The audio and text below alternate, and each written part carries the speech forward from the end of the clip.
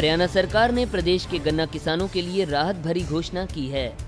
हरियाणा के मुख्यमंत्री मनोहर लाल ने चंडीगढ़ में आज प्रदेश के गन्ना किसानों को अब तक का सर्वाधिक भाव देने की घोषणा की है।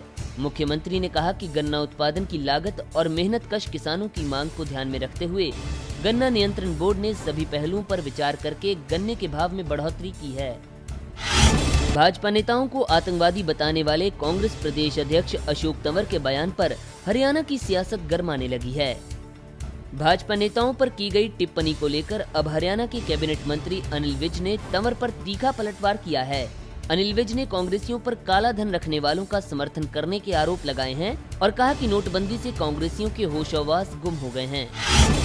हरियाणा कांग्रेस विधायक दल की नेता किरण चौधरी ने एक बार फिर नोटबंदी को लेकर सरकार पर निशाना साधा है। भिवानी में अपने आवास पर मीडिया से रूबरू होते हुए किरण चौधरी ने कहा कि नोटबंदी के नाम पर पूरे देश को बेवकूफ बनाया गया और 50 दिन पूरे हो जाने के बाद सच्चाई अपने आप सामने आ जाएगी।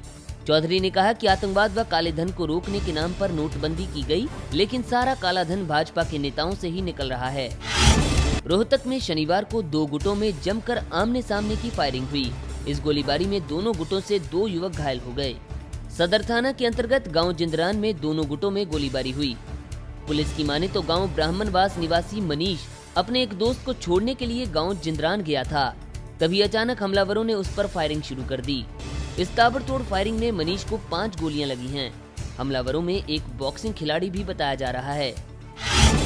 कुरुक्षेत्र के सामान्य अस्पताल की लापरवाही एक बार फिर से सामने आई है। दरअसल अस्पताल के शवगृह में चूहों ने फिर से एक महिला के शव को बुरी तरह कुतर डाला। LNJP सामान्य अस्पताल के शवगृह में चूहों ने 4 दिन के अंतराल में 2 शवों को कुतर डाला।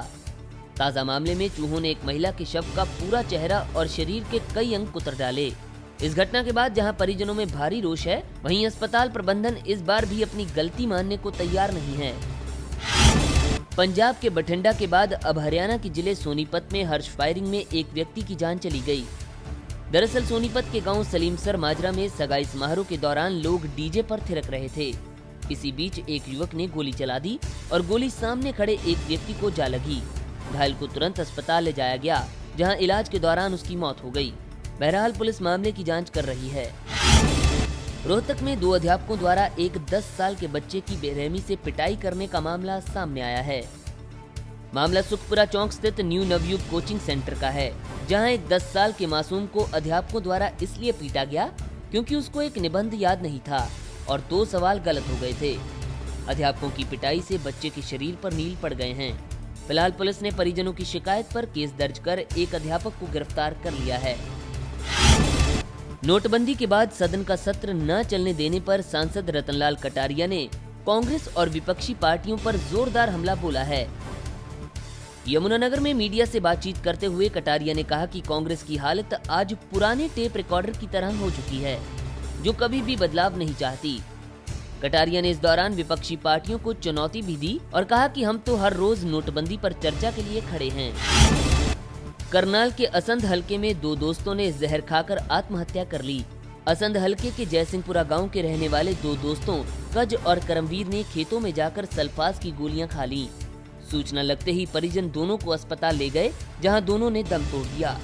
युवकों द्वारा की गई आत्महत्या के कारणों का अभी तक पता नहीं चल पाया है। वहीं घटना के बाद गांव में मातम छाया हुआ है। हरियाणा में कोहरे का कहर जानलेवा होता जा रहा है। जींद में कोहरे के कारण हाईवे पर 2 ट्रकों की आमने सामने जबरदस्त टक्कर हो गई। ये टक्कर इतनी भयानक थी कि ट्रकों के कैबिन एक दूसरे में धंस गए और दोनों ड्राइवर भी कैबिन के अंदर बुरी तरह फंस गए। हादसे का पता चलते ही आसपास के कई लोग जमा हो गए, जिनकी मदद से कैबिन को तोड़कर दोनों ड्राइवरों को बाहर निकाला गया।